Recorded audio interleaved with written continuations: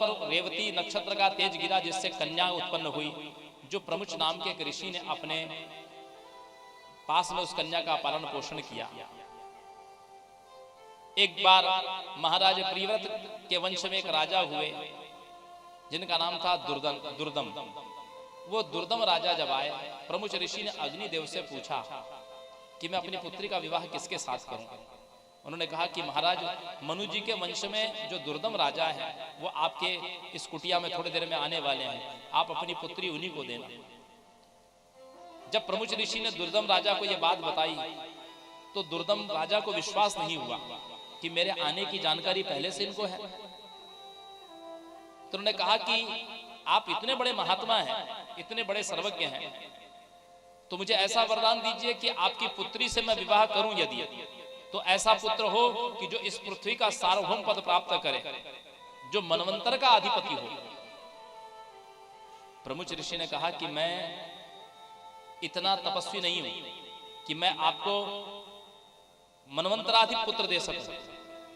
तब उन्होंने लोमश ऋषि से निवेदन किया। लोमश ऋषि ने राजा दुर्दम को देवी भागवत की कथा 5 बार सुनाई। नवरात्रि क्रम से 5 बार लगातार ये कथा सुनाई। तो 5वें मनवंतर के अधिपति रेवत नाम के जो पुत्र हैं, ये दुर्दम राजा के यहां उत्पन्न हुए।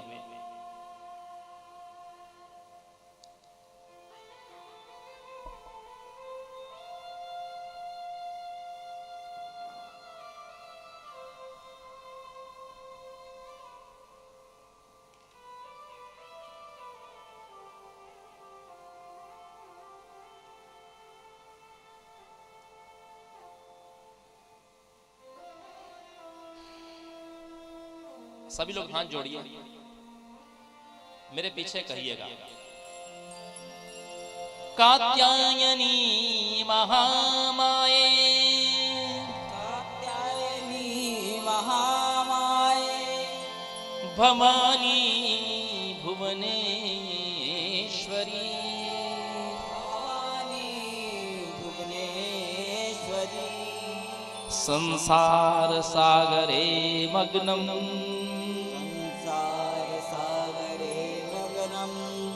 मामुद्धर कृपामये,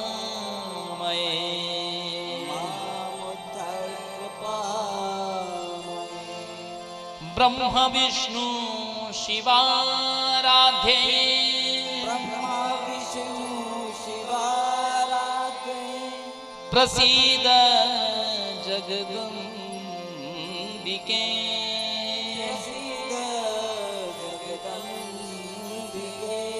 मनो अभिलिषितं देवी, अभिलिषितं देवी, वरं देहि नमोस्तुते।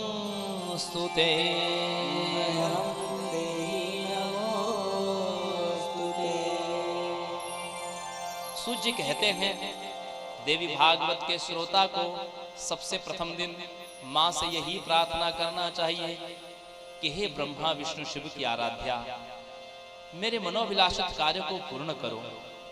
हे मां, मैं संसार सागर में डूब रहा हूं, मेरा उद्धार कीजिए। हे कात्यायनी, हे महामाये, हे भुवनेश्वरी, हे कृपामयी, मेरा उद्धार कीजिए। ऐसा कहने के बाद श्रोतव्यम सावधानेन चतुर्वर्ग फलातये, गृहपुत्र कलत्रात् धन चिंताम अपास्य च।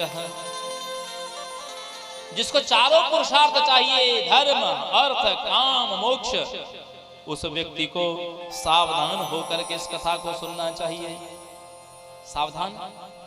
सावधानी किसको कहते हैं? सावधानी उसको कहते हैं इस शरीर से, इस मन से, इस वाणी से कोई पाप न हो जाए, इसको सावधानी कहते हैं। जैसे रास्ते में आप चलते हैं तो सावधानी से चलते हैं कि हमारे पैरों के नीचे कोई गंदी चीज ना आ जाए। उसी प्रकार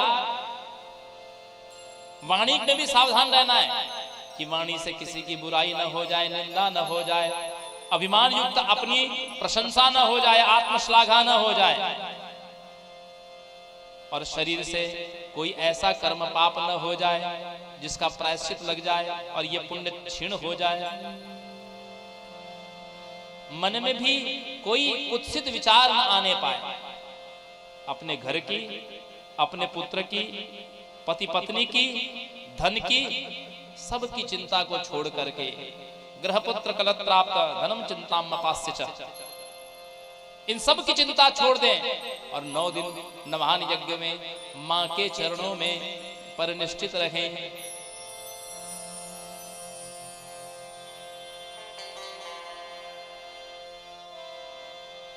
और बस मां से यही कहते रहें,